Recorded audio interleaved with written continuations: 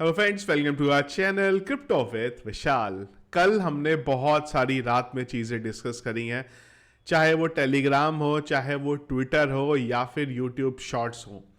2 shorts हमने कल किए थे रात में और पिछले 24 घंटे से भी कम टाइम में 4 वीडियोस में सेम कपड़ों में यहाँ पे कर चुका हूँ, क्योंकि बहुत सारी चीज़ें मार्केट में चल रही हैं। पर जो चीज़ें कल तक रूमर्स थी, अब वो ऑफिशियली चीज़ें आ गई हुई हैं। तो क्या हुआ, सब चीज़ों के बारे में आप लोगों को मैं एक्सप्लेन करूंगा। क्या पैनिक वाली सिचुएशन है, और बहुत बार हमने पास्ट में बात करी है बाइनेंस को लेके भी कि बाइनेंस इस बार तो नहीं, पर अगला जो क्रैश है वो बाइनेंस ही लेके आएगा। उन सब चीज़ों में कुछ चीज़ें अब यहाँ पे ऐड हुई हैं, क्या हुई हैं, सबके बारे में आप लोगों को एक्सप्लेन करने की यहाँ पे मैं कोशिश करूँगा। तो सबसे पहले एक बार क्या चल रहा है मार्केट में। मार्केट में अभी चल रहा है यहाँ पे लाल रंग। बिटकॉइन 3.83% डाउन है, इथीरियम 2.73% डाउन है, बीएनबी 13.35% डाउन है। अब इन सब चीज़ों के डाउन के पीछे कुछ ऑफिशियली कंफर्म चीज़ें, कल जब हमने वीडियो किया था कई लोगों ने मुझे बोला था कि सब रूमर्स है, फालतू के आप रूमर्स फैला रहे हो, यहाँ पे सीजेड का ट्वीट आ जाएगा फोर करके। पर ऐसा नहीं था, क्योंकि कल सिचुएशन खराब थी यहाँ पे। और ऑफिशियली कल रात को बाइनेंस के सीईओ सीजेड ने भी ऑफिशियली ट्वीट कर दिया है कि step down as CEO of Binance. इन्होंने माना यहाँ पे कि भाई कुछ गलती थी इनकी ऐसी जो इन्होंने करी है, जिस वजह से इन्होंने बाइनेंस के सीईओ के पद से ही हट रहे हैं। अभी भी इनके पास काफ़ी सारा स्टेक होल्डिंग है वहाँ पे बेसिकली। तो आप सिंपल टर्म्स में ये बोल सकते हो कि एक बेसिकली ना एक दौर था, वो यहाँ पे जो है वो ख़त्म हो गया हुआ है। बहुत बार ऐसा हुआ है पास में, और तभी बड़े एक्सचेंजेस आते हैं नॉर्मली ना 5-6 साल से ज़्यादा। इसीलिए मैंने इतने साल होने के बाद भी क्रिप्टो में किसी एक इंडिविजुअल एक्सचेंज को ना किंग बनते हुए नहीं देखा। यहाँ पे सेम चीज़ यहाँ पे बाइनेंस के साथ हो रही है यहाँ पे। तो बाइनेंस ने बहुत टाइम क्रिप्टो करेंसी में राज किया। देखिए, ऐसा नहीं है कि बाइनेंस बंद हो जाएगा, पर हाँ हालात थोड़े से जो है खराब बाइनेंस के लिए यहाँ पे आ रहे हैं। रिचर्ड जो है इनके now former global head marketing regional market as name as CEO, Richard Teng जो है नए सीईओ भी यहाँ पे बाइनेंस के बनेंगे। हुआ क्या है सारी चीज़ें, और बड़ी इंटरेस्टिंग चीज़ भी हुई है इन सब में। तो पहली चीज़ तो यहाँ पे ये हुई है कि मैं आपको सिंपल टर्म में बताऊँ। आर्टिकल्स हैं बहुत सारे, पर उनका जो मुद्दे की बात है वो आप लोगों को बताता हूँ। देखो, कहानी ये हुई है कि जो डिपार्टमेंट ऑफ जस्टिस है उसने बाइनेंस के साथ डील करी। टोटल जो डील हुई है वो हुई है, सेटलमेंट हुआ है $4.3 बिलियन का, कि बाइनेंस को यहाँ पे ये पे करने पड़ेंगे। कुछ क्रिमिनल चार्जेस थे उन सब चीज़ों के लिए। अभी मुझे ये लगता है कि इसमें कुछ चीज़ें ज़्यादा सीरियस भी हैं, जो कुछ आर्टिकल्स है वहाँ पे आई भी है। पहली चीज़ तो ये है कि बाइनेंस ने कुछ इलीगल काम करे हैं। उसमें से एक तो ये था एंटी मनी लॉन्ड्रिंग को लेके, टेररिस्ट एक्टिविटीज हो रही थी बाइनेंस पे, और बाइनेंस को ये पता था। उसके बाद भी बाइनेंस ने वहां पे कुछ नहीं करा। ये एक गलत काम बाइनेंस ने किया वहां पे।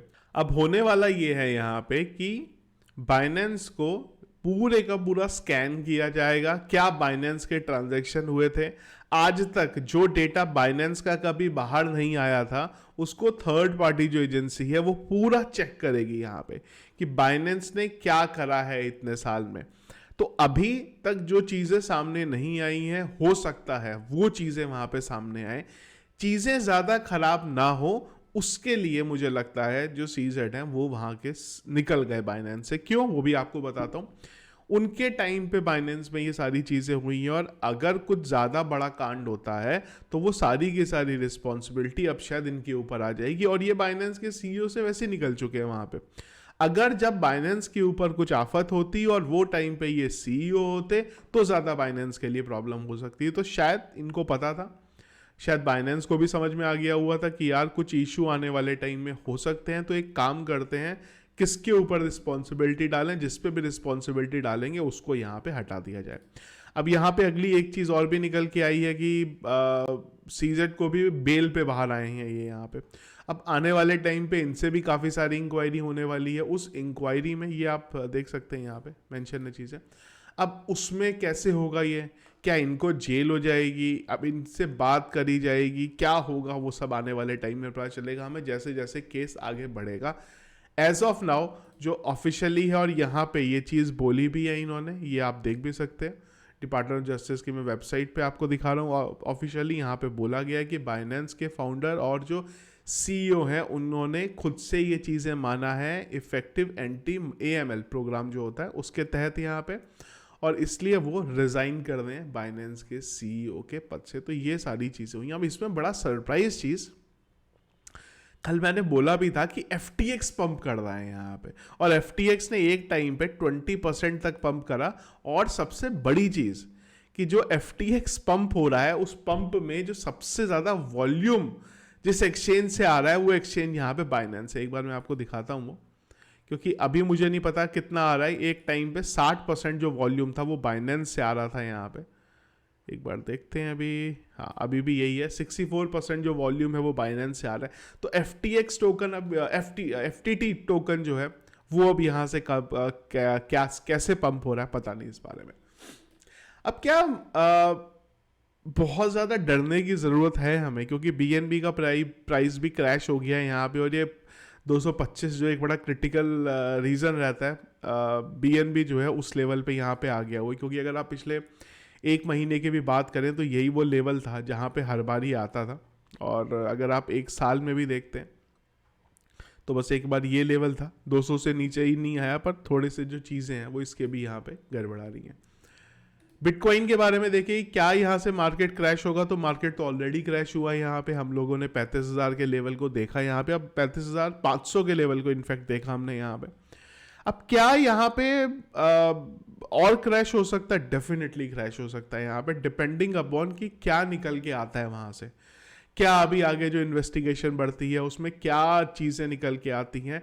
मेरे को इम्पॉर्टेंट कुछ चीज़ें हैं, इन सब चीज़ों में आगे इंक्वायरी में अगर ये सब निकल के आता है कि अगर जो FTX का क्रैश हुआ था वहाँ पे भी कहीं अभी तक ये रूमर्स थे कि लूना क्रैश हुआ, तो लूना के केस में जो FTX के फाउंडर थे वो इन्वॉल्व थे, CZ ने उनको समझाया कि भाई तुम ऐसे मत करो, उन्होंने बोला नहीं मैं करूँगा, तो बाइनेंस की वजह से FTX पे सारी की सारी चीज़ है, अब होल जो पूरा सर्कल है ना वो घूम के यहाँ पे बाइनेंस के ऊपर आ गया। तो क्या उसमें इनकी इन्वॉल्वमेंट थी वो आने वाले टाइम में पता चलेगा।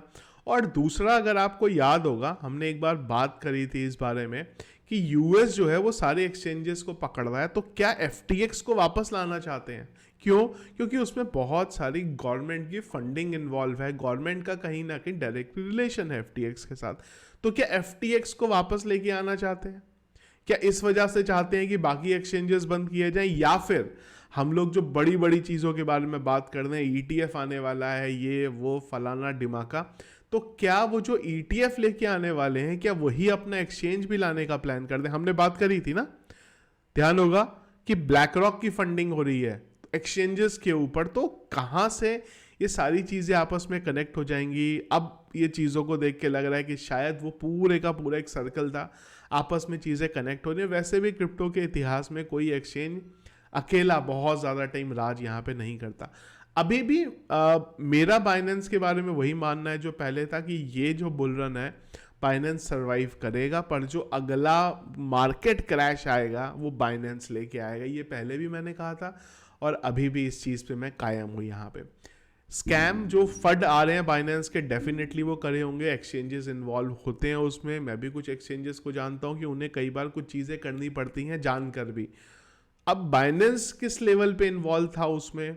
क्या बाइनेंस एक्चुअल में सारी चीज़ें कर रहा था? अभी तक जो चीज़ें आ रही हैं इनके ऊपर कि बहुत सारे लूप होल्स थे, टेररिस्ट इसको यूज़ करते थे। अभी आपको ध्यान होगा तो एक और न्यूज़ भी आई थी कि जो बाइनेंस है पूरी की पूरी, वो यहाँ पे मैसेजेस भेजते हैं और तुरंत मैसेजेस को डिलीट करते हैं। इस तरीके के एप्लीकेशन यूज़ करते हैं। क्यों?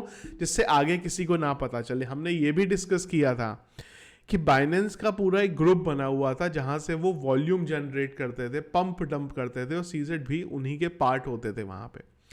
ये सारी चीज़ें अभी सामने नहीं आई है। अभी तक कहीं पे भी ये आरोप बाइनेंस के ऊपर नहीं आया, CZ के ऊपर नहीं आया कि ये मार्केट भी मैनिपुलेट करते थे, क्योंकि अगर वो चीज़ आ जाएगी तो डेफिनेटली कुछ हो सकता है। एक और क्वेश्चन अब यहाँ से आता है कि क्या भाई FTX के बाद ये बाइनेंस का अगर क्रैश होता है तो क्या क्रिप्टो करेंसी मार्केट को ख़त्म समझे? बिल्कुल भी नहीं, कतई नहीं इस चीज़ को। ये सब चीज़ें पार्ट हैं। बाइनेंस रहेगा नहीं रहेगा, CZ रहेंगे नहीं रहेंगे, माइकल सेलर रहेंगे नहीं रहेंगे, ETF रहेंगे नहीं रहेंगे, सब ठीक है। सबकी वजह से एक शॉर्ट टाइम के लिए आपको चीज़ें होती हुई देखने को मिल सकती है, पर लॉन्ग विजन पे अगर आप बात करते हैं तो डेफिनेटली एक टाइम है खाली, एक सर्कल है खाली, एक साइकिल है खाली, वो साइकिल जैसी कंप्लीट होता है, मार्केट रिकवर करता है।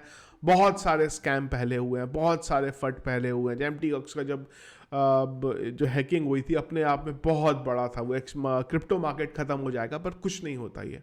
पर हाँ, ये जो न्यूज़ हैं ये इम्पैक्ट डालते हैं मार्केट पे, कहीं ना कहीं मार्केट को नेगेटिव सेंटीमेंट पे लेके जाते हैं। हम लोग ऑलरेडी ख़राब सिचुएशन पे थे, वहाँ से ये सब चीज़ें आती हैं तो डेफिनेटली एक नेगेटिव इम्पैक्ट मार्केट के लिए डालती हैं। पर आई होप जल्दी इन सब चीज़ों से हम लोग रिकवर हो जाएंगे, सारी चीज़ें निकल जाएंगी। नेक्स्ट ईयर से काफ़ी सारी उम्मीद। अब एक चीज़ और अब देखने वाली हो जाएगी कि नेक्स्ट बुल रन में कौन सा एक्सचेंज होगा, वो क्या कोई नया एक्सचेंज आएगा या कोई पुराना एक्सचेंज होगा जो लीड करेगा वो टाइम पे मार्केट पे। तो ये थी कई सारी चीज़ें जो चल रहे हैं क्रिप्टो मार्केट में। इसके अलावा और कुछ रहा तो जैसे हम लोगों ने डिस्कस किया टेलीग्राम चैनल पे, उसी तरीके से हम लोग डिस्कस करते रहेंगे टेलीग्राम चैनल के ऊपर। तो वीडियो पसंद आया इसको लाइक और शेयर जरूर कीजिएगा। चैनल में अगर आप नए या फर्स्ट टाइम वीडियो देख रहे हैं जरूर चैनल को सब्सक्राइब कर लीजिएगा। Thank you friends.